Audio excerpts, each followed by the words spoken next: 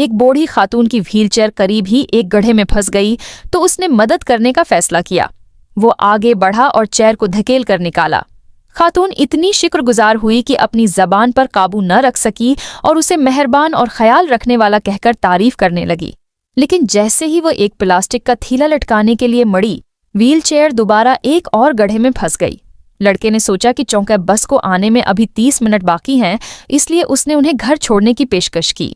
जब खातून ने ये सुना तो उन्होंने अपना फोन निकाला और अपने घर वालों को कॉल की। मैं घर के रास्ते में हूँ।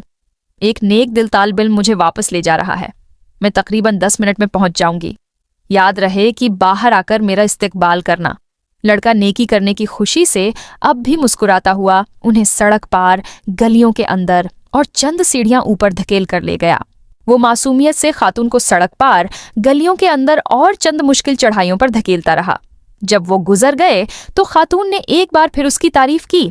बातों ही बातों में लड़के ने जिक्र किया कि उसे पालतू जानवर बहुत पसंद हैं। खातून ने बताया कि उसके कित्ते के बच्चे हुए हैं और शुक्रिया के तौर पर वो उसे एक देने की पेशकश करती हैं।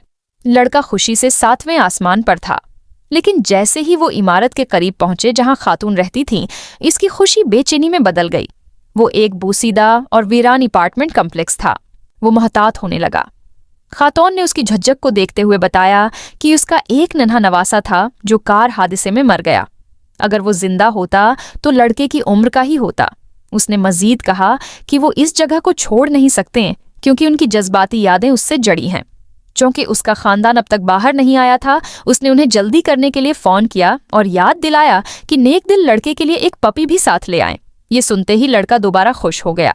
अगले लम्हे खातून ने लड़के से कहा कि उसे लिफ्ट तक ले जाए। जब वो झुझका तो खातून ने दोबारा कुत्ते के बच्चे का जिक्र छेड़ दिया। लड़के ने हिम्मत जमा की और उसे अंदर ले आया। इमारत में मौत की सी खामोशी थी, एक भी इंसान नजर न आया। लड़के का खौफ हर कदम के साथ बढ़ता गया। जब तक वो लिफ्ट तक पहुंचा, वो अब कुत्ते का बच्चा भी नहीं लेना चाहता था, बल्कि सिर्फ वहां से निकलना चाहता था। जैसे ही लिफ्ट नीचे आना शुरू हुई, खातून ने उसको पप्पियों की तस्वीर दिखाने के लिए एक फोटो निकाली।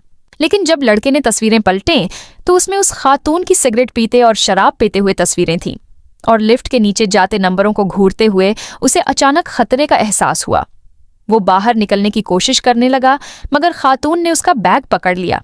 चूंकि लिफ्ट पहले ही दूसरी मंजिल पर पहुंच चुकी थी, इसने फैसला किया कि बैग छोड़कर भाग जाए। लेकिन खातून अचानक खड़ी हुई और उसे जमीन पर धकेल दिया। वो गिरते ही जल्दी से उठ खड़ा हुआ, मगर तब तक कई ताकतवर आदमी लिफ्ट से बाहर आ चुके थे। लड़के ने गिरने की तकलीफ को नजरअंदाज किया और सीधा बाहर की तरफ दौड़ पड़ा। वो मर्द उसका पीछा करने लगे, लेकिन उसने उनके रास्ते में रुकावटें गिराकर अपने भागने के लिए वक्त लंबा किया। जैसे ही उसने समझा कि अब वो महफूज है, बस स्टॉप पर उसके साथ खड़ा आदमी दरवाजे पर उसका मुंतजर था। इस आदमी ने उसके मुंह पर हाथ रख दिया और उसे घसीट कर अंधेरे में वापस ले गया। अब उसके बाद तो आप सब लोग जानते हैं कि इस बच्चे के साथ क्या हुआ होगा, और आप ये भी जानते हैं कि अपने बच्चों की हिफाजत कैसे करनी है। आपका एक लाइक के लिए क्लिक सिर्फ एक नंबर से बढ़कर है। यही वजह है कि ये कहानियां जिंदा रहती हैं। सब्सक्राइब करें और हमारे खानदान का हिस्सा बने।